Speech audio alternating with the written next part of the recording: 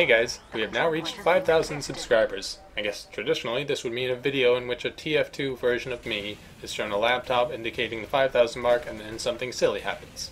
But at the rate that I make videos, I will probably have 6,000 by the time it gets finished. So I decided to go with this and just throw in some Team Fortress 2 gameplay. First up, time to answer some questions, which means delving into that sick pile of muck known as the comments. Favorite TF2 class if you have one. If you pick a favorite and only play that one, you set yourself up for defeat. I switched classes just about every 3 deaths. So you know, at my rate, once every few weeks of play.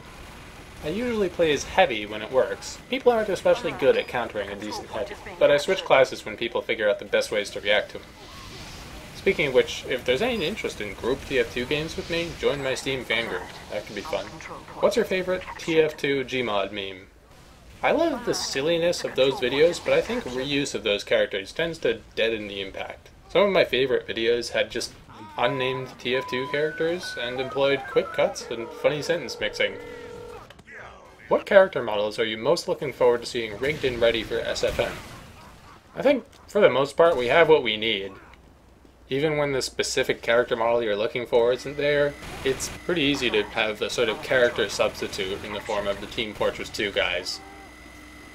So, tell me, who is your favorite Gmodder in these styles? Random, using mostly crafts and cheesy effects, stop motion, etc.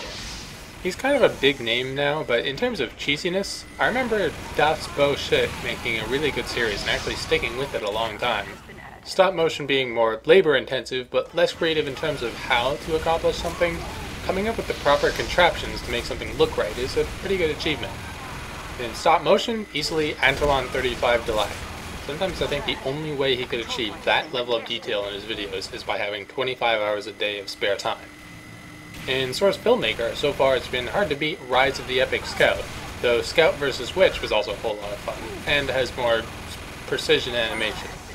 There are a number of other great video creators though, so go out and find your own. What are your thoughts on ponies? Honestly, in some ways they're getting dangerously close to being overrated. The show is really good for a kids show, for sure. It's just, they're often shoehorned into things they shouldn't be in. I see things like Fallout Equestria and think, I don't know, how does this fit the motif of a cartoony bunch of ponies? Sometimes it's just hard to take seriously, which is why I don't. Best pony.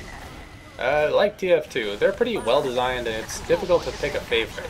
Rainbow may be the favorite, but by a small margin. She reminds me of several other characters designed to be pretty awesome in their actual capabilities, but tend to think too much of themselves and end up constantly screwing up and being the butt monkey of many jokes, making them human enough that you constantly support them. Specifically, I'm thinking of characters like Captain Jack Sparrow and Prosecutor Godot. How long did it take to animate Rainbow Smashed? At the least, I would say the full thing took maybe 3 or 4 months. It's always difficult to judge the exact timing, since it goes on and off for me. I have a full-time job with a long commute, and I only work when I feel motivated to. I also had to work with voice actresses for this, which introduces the same complications on their end. I animated a very rough animatic for them so that I could animate the final thing based on how their performance went, meaning I didn't put up an audition until that animatic was finished, and then I didn't work on final animations until all the voices were in. Under other circumstances, I might have resolved to streamline things a bit more, and I'm sure I could finish my videos sooner if I tried. So, just a few other random announcements and things I want to say. Some of my videos, I think 4 in total, have secret videos in the end, in the same style as Strong Bad's emails. These are only noticeable if you have annotations enabled. Source Filmmaker, I've found, is a lot better for collaboration than Gary's Mod, with the potential to simply share a .dmx file in order for multiple people to work on a movie. I'm still thinking along the lines of what someone could do with this, but I might incorporate something like that into the videos I make. I was pleasantly surprised to see The Walking Dead win Game of the Year award at the Spike VGA Awards. However, I'll just note that my own personal Game of the Year goes to Spec Ops: The Line. If you want to find out why, Google extra credits Spec Ops. Heck, it's not entirely unlikely that I make some more videos about it. That's all, bye for now.